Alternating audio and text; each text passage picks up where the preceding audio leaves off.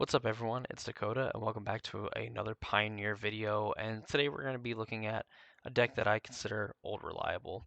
It's a deck that I really like playing. I think it's still very good, and given the way the metagame is shaping up and stuff, it kind of has the right balance of attacking the aggressive decks while also being the aggressive decks on the matchups. So today we're going to be looking at Izzet Phoenix, played by Ghoul underscore Duckett, that took it to a 14th place finish in the Pioneer Challenge, managing to go 5-1 and getting in fourth place. So that tells you kind of where that challenge was at. So if before I get too deep into the deck, of course, if you have not already done so and you enjoy the content that I post on my channel, consider subscribing and ring the notification bell so you get notifications when I post videos such as these, different modern deck techs, and some other just kind of random video ideas I come up with. Honestly, like the kind of like videos where I think like, oh, this would be like a throwaway, it really wouldn't be that interesting, have actually done very well, and it's awesome to see that, and it's awesome to see the support that I'm getting, from people that stumble across my channel. So I thank everyone for that. If you want more stuff from me or anything like that, I have two links in the description down below. One goes to my Twitch channel, which I will be streaming like video games, and here soon coming up the modern uh, Mana Traders event that is coming up, like their usual like free monthly tournament. I'm going to be hopefully being able to stream some of the matches over there, as well as any other video games, and of course the Discord server down below. If you feel free to join, talk about Magic and stuff. I really like doing stuff like that. That's why I have a whole YouTube channel based on talking about Magic. Anyway, now that that's all done, Izzet Phoenix? For those of you that don't know, Izzet Phoenix is based around this card, Arclight Phoenix. Now, for a lot of people, Arclight Phoenix is nothing new. It's been a card that has found its footing in Standard. It was one of the most popular decks in Modern until, a certain banning of a card called Faithless Looting. And now in Pioneer, definitely has a home here.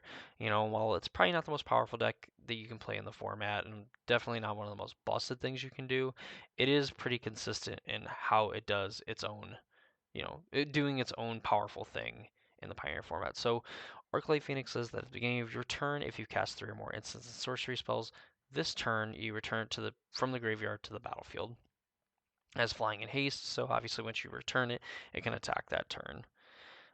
Arclight Phoenix is supported by a lot of these like powerful instants and sorceries that the deck plays, namely like Treasure Cruise and Temporal Trespass. Getting to, go through your turn where you cast like a Consider or like Fiery Impulse, one of your opponent's things, or even like Lightning Axe, even better, to discard like a Phoenix, and then you cast like a Galvanic Iteration followed up with like a Treasure Cruise or a Temporal Trespass. Getting to bring back multiple Phoenixes after you essentially copy a Temporal Trespass, which allows you to take an extra turn, ends up winning the game on the spot. Because you attack for like 6, and then you attack for 6 again, and then you attack for 6 again. So essentially, the game plan of the deck is to return these Phoenixes and double up on some of your more powerful spells.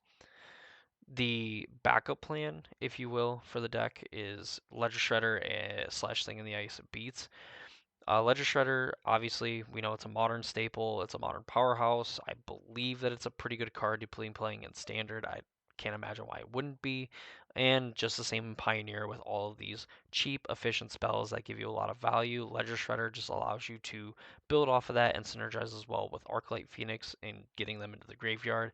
And putting those into the graveyard grows the Ledger Shredder, so on and so forth. Becomes a big flyer that is very hard to deal with when your opponent is possibly also playing like Lightning Axes, Fiery Impulses, and the like. Makes it really hard to take down a 5-6 toughness creature, especially being evasive. It's not going to be susceptible to a lot of like the bigger creatures in combat, minus like the occasional Cavalier Thorns that you might see from the mono green deck. Very good card.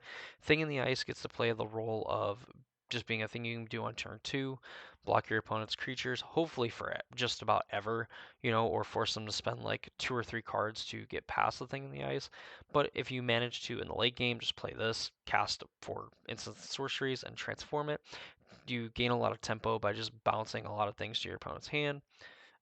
If you play this like if you flip it the turn after you play it, then you just get to get the same amount of tempo, but then also hit your opponent for 7. And while they're spending their turn replaying their things, you're probably better equipped to control their board through lightning axes, fiery impulses, spike field hazards, so on. So that's the way we're winning the game. We're winning with Arclight Phoenix, Ledger Shredder, and this one-up thing in the ice. The spells in the deck do one of two things. They either forward our game plan of getting these Phoenixes back, in the form of like Consider. Opt doesn't do is our least favorite like 1 mana like cantrip in the deck because we scry instead of just getting to surveil essentially, leading us to be able to put Arclight Phoenixes in the graveyard, but serves the same purpose as a 1 mana cantrip. It allows us to look for our Ledger Shredders, possibly look for our Arclight Phoenixes if we already have like Ledger Shredders in play, or having like Lightning Axes. They find us any of these spells that we need, a removal spell if we need to get past like a annoying creature, Charter Course if we need to discard a card, Spell Pierce if we want a little bit of interaction, Treasure Cruise, Pieces of the Puzzle, Temporal Trespass being our big hitters as far as like our spells. Uh, Going back to like our removal package, like Fiery Impulse, just a clean 1 mana, more than likely gets to deal 3 damage, and then getting to deal 2 damage like in the first and second turn of the game really isn't that bad, considering it gets rid of like a lot of the cards that we want to get rid of, because it can take a minute for this deck to kind of get going downhill. So definitely having these 1 mana interactive spells that can slow our opponents down and then get us into a position where we can actually race them or just play defense long enough to go in and win the game essentially over the course of like a few turns. Lightning Axe definitely being the better removal spell because it deals more damage and allows us to discard a card as an alternate cost, or as an additional cost, not an alternate cost, which obviously we can pitch Art like a Phoenix, we can just pitch a redundant land. Even though this deck is playing like 17 lands, definitely having like your fourth, fifth, sixth land isn't necessarily ideal. You want it for like Hall of the Storm Giants to be able to activate it, but in reality, like you really don't need that many lands, and you're going to be drawing so many cards, you're probably just going to be able to find another land. So Lightning Axe getting to take care of like the really big creatures, and the downside of discarding a card really isn't that much of a downside. I keep seeing Spell Pierce in some of these like low like curve aggressive decks. You see it in Modern where like the Jeskai Breach decks and a lot of the other like Breach archetypes, they're not even just playing like Counterspell anymore. They're getting to play Spell Pierces because really just tempoing your opponent and countering their spell unless they pay 2, or non-creature spell unless they pay 2, is usually pretty good. And in Pioneer, I'd imagine it's the same way, where Spell Pierce is kind of like a tempo play that you can make on your opponent, while also getting to do your thing of casting all these like cheap, efficient cards in your list. Spike Field Hazard, getting to get rid of like some of the one toughness things. Spikefield Hazard also has some synergy with like getting rid of like old growth trolls, so then it actually can't come back on your opponent's side of the field and enchant one of their lands, and just getting rid of and exiling some very annoying creatures for cheap. Also getting to be a land does not hurt his case either. 3 of those, so kind of brings the land count up to 20. So I mean, it kind of counts. Also, the fact that it is a land that you could discard a Ledger Shredder and put a counter on it because it is a spell on the front side. You have Charter Course. Charter Course has been a card like when Godpharaoh's Gift back in Standard many a moon ago, where you draw 2 cards and you discard a card unless you attack with a creature this turn. So it's a card that kind of, if you want to cast it post combat just to get raw cards and not have to get rid of any of your cards, you could just attack with a Ledger Shredder, Arclight Phoenix, etc. Then just draw 2 cards with it. Or if you are setting up to bring an Arclight Phoenix back, maybe you're able to like Chart a Course and play 2 1-mana spells, then you could just Chart a Course on your main phase 1, discard the Phoenix, cast more cantrips, hopefully get 2 or 3 of those suckers back. Galvanic Iteration is super interesting for the fact that when you cast your next instant or sorcery spell this turn, you copy that spell, you choose new targets for the copy. So there's obviously a few key cards that you want to hit when you cast the spell. So you really want Iteration, Treasure Cruise, Temporal Trespass, as we outlined earlier. Just getting to, for 3 mana, like Galvanic Iteration, and then, cast Treasure Cruise, draw 6 cards for 3 mana.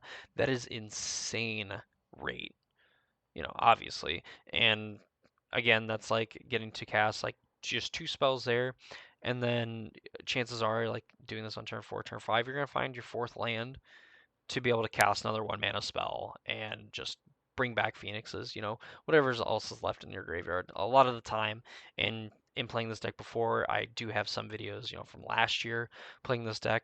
Really, you have no problem putting extra cards in your graveyard to fuel treasure cruises to be able to keep phoenixes in your graveyard. So while you think that it might be counterintuitive that like you probably have just enough cards in your graveyard to cast a treasure cruise, so you'll probably have to get rid of Arclight Phoenixes as you find them, really it has never been a problem.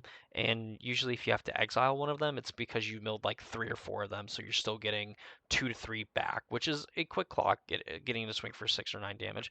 Obviously not the most ideal outcome, but it is an outcome nonetheless, and it still ends up being pretty good. Temporal Trespass, getting to just take 2 extra turns, usually enough to win the game. Even with like a Phoenix and a Ledger Shredder with a counter on it, that's still 15 damage, and you still have the chance to pump up the Ledger Shredder, maybe find another Arclight Phoenix to discard to it, grow it, bring the Arclight Phoenix back, so on. There's just a lot of things that this can do when you just get to like Galvanic Iteration, like your 2 best spells in your deck. Even getting to do it for Pieces of the Puzzle, and Pieces of the Puzzle getting to pull Double Duty as a card that lets you search, like essentially get up to 2 instant sorceries into your hand. The rest of the cards go into your graveyard. So essentially, like you miss on all these creatures, but obviously hit Phoenix, it's good. You can find these cheap cantrips, and consider opt if you're looking for like removal spells. Obviously, you have these here. You're playing these in a high volume. I even finding like consider opt when you're trying to find one of these is still pretty good because you're able to just dig even deeper to find one of these cards. Even getting to like get like a treasure cruise to end up like fueling back up, and not even taking like a galvanic iteration because you can flash it back, things like that. This has a lot of like different plays and a lot of intricacies, which I'm kind of going over in this video now because I think a lot of people I think like playing this deck. I think this deck is very attractive because it has 2 things going for it. One, it's a very satisfying deck to play when you just put 2, 3 Arclight Phoenixes in the graveyard when you have those draws, and then you just bring them all back on like turn 3, and you just start beating your opponent down. And even if they get rid of one of them, you have created so much fuel that you're able to like treasure cruise or like pieces of the puzzle, and then like hit your opponent for 6, and then next turn, get all those Phoenixes back. So it's definitely satisfying in that regard. Also, I think a lot of like inexperienced players are not well equipped to deal with this sort of deck. I think it just, is a deck that easily frustrates newer players like playing against it because it just seems like it has all the answers, has removal, has a little bit of interaction, just gets to cantrip a lot, which means it feels like that it always has the answer because it's drawing, some turns it's drawing, 8 extra cards, that's a whole hand plus, so definitely can be frustrating. And also having to deal with flyers and stuff is also frustrating because you can't really beat them in combat. So definitely a deck that I recommend playing. I think it's a deck that is always going to at least be decent in the format, specifically for the fact that it has these draws that are super explosive. It can play as sort of kind of like a control deck until it's ready to just bring back a bunch of Arclight Phoenixes, even put a Ledger Shredder in play to kind of gain value, gum up the board, and then eventually when it starts turning sideways, the game is probably over for the opponent. So that is the Izzet Phoenix deck for Pioneer. Again, probably one of my favorite decks to play in Pioneer for all the reasons that I've outlined. The deck is always going to be fun to play, and I think it's probably going to be great for a long time, as long as people are worried about like the mono green, the red black mid range decks, and so on. Which this deck probably gets dumpstered by red black mid range pretty hard. That said, every other matchup is going to be a lot of fun. It's going to be very hard for them to interact with you in game ones. In game 2 and game 3, you probably really don't have to try to like steal it. You could probably just get it anyway. So that's going to be from this video. I hope you enjoyed. If you did, please leave a like on the video, and of course consider subscribing, ring the notification bell so you know when I post videos like this, other modern videos, and just other videos in general. Again, follow the links in the description of this video to follow me on Twitch so you know when I go live playing video games, streaming Modern Pioneer, all that fun stuff.